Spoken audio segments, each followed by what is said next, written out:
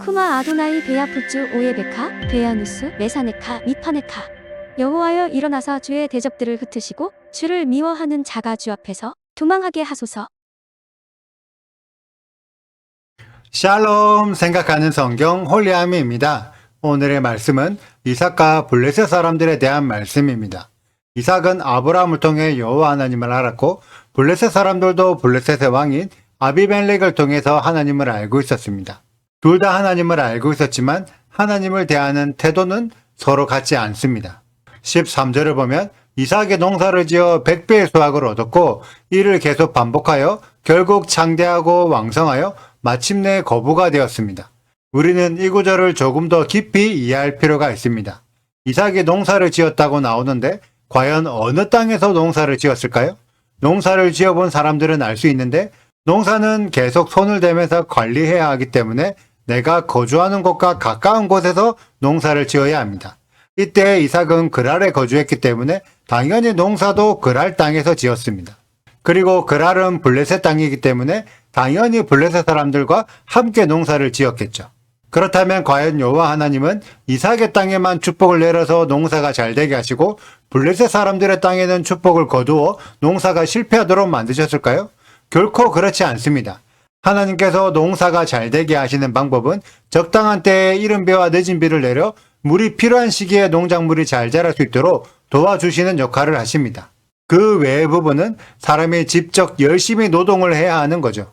많은 믿는 사람들이 하나님께서 복을 주셨다는 내용을 하나님의 전적인 은혜로 무조건 잘 된다고 생각하는데 실제의 복은 하나님의 은혜에 맞추어 사람도 그에 합당한 노력을 해야 그 복을 받을 수 있습니다. 그래서 분명히 하나님께서는 그랄 땅 전체에 적당한 때에 비를 내려 농작물이 잘 자랄 수 있도록 도와주셨는데 이삭도 그에 합당하게 열심히 노동했기 때문에 많은 재물을 얻을 수 있었습니다. 그렇다면 과연 블레셋 사람들도 이삭만큼 열심히 노동을 했을까요? 14절을 보면 블레셋 사람들이 이삭을 시기했다고 나오는데 만약 블레셋 사람들도 적당한 때에 내리는 비가 하나님의 은혜인 줄 알고 그 은혜에 합당하게 이삭만큼 열심히 노동을 했었다면 하나님은 그들에게도 많은 재물을 얻게 하시기 때문에 결코 이삭을 시기하지 않았을 것입니다. 그런데 하나님께 복받기만 원하고 실제로는 그에 합당한 노력을 하지 않는 것이 블레셋 사람들의 특징입니다.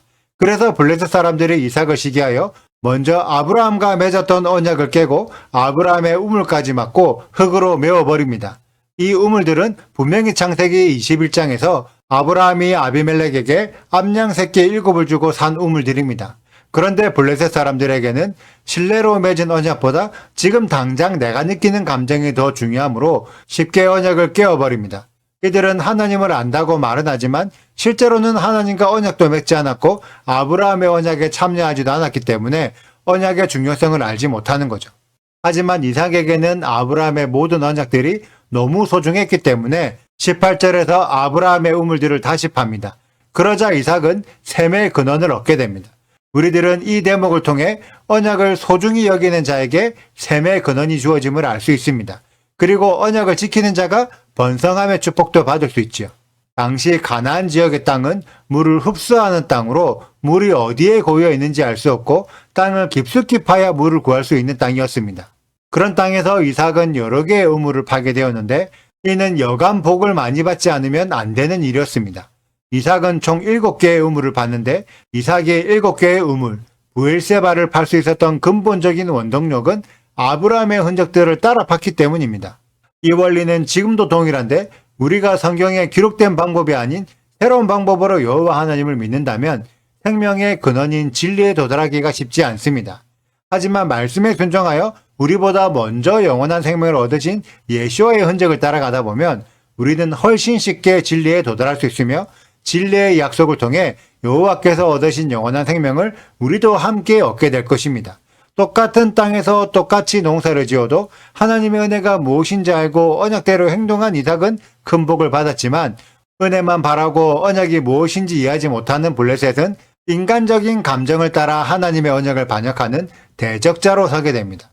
오늘의 말씀을 통해 믿음의 조상이 맺은 언약의 소중함을 깨닫고 먼저 언약에 순종하신 예수와의 믿음을 따라 우리들도 언약을 소중히 여기므로 우리의 심령에 생명수의 강이 흐르게 되는 복된 홀리아미 가족들이 되시길 축복합니다.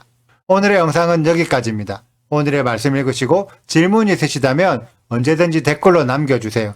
오늘도 감사합니다. 샬롬! 그 사람이 창대하고 왕성하여 마침내 거부가 되어 양과 소가 떼를 이루고 종이 심이 많음으로 블레셋 사람이 그를 시기하여 그 아버지 아브라함 때에 그 아버지의 종들이 한 모든 우물을 막고 흙으로 메웠더라. 아비멜렉이 이삭에게 이르되 내가 우리보다 크게 강성한즉 우리를 떠나라. 이삭이 그곳을 떠나 그랄 골짜기에 장막을 치고 거기 거류하며 그 아버지 아브라함 때에 팠던 우물들을 다시 팠으니 이는 아브라함이 죽은 후에 블레셋 사람이 그 우물들을 메웠음이라. 이삭이 그 우물들의 이름을 그의 아버지가 부르던 이름으로 불렀더라.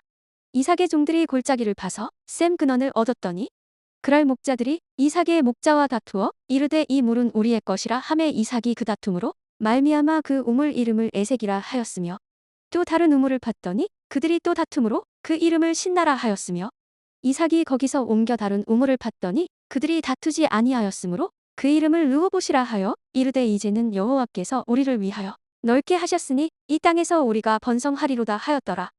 구독과 좋아요를 눌러주세요. 그리고 알림 설정도 해주시고요. 사랑과 관심 부탁드려요.